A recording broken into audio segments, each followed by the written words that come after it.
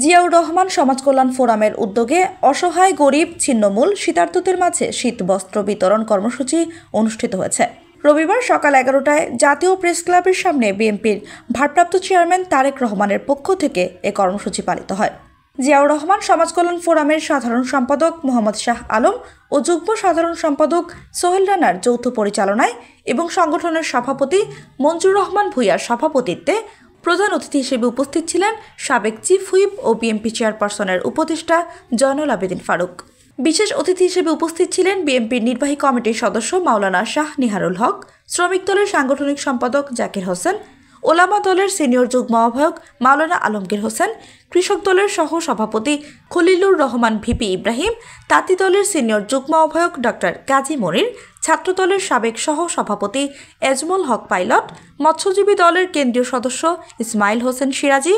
বিশিষ্ট রাজনীতিবিদ ও সমাজসেবক মাশফিকুল হক জয়, সাবেক ছাত্রনেতা আখতারুজ্জামান মেহেদী প্রমুখ।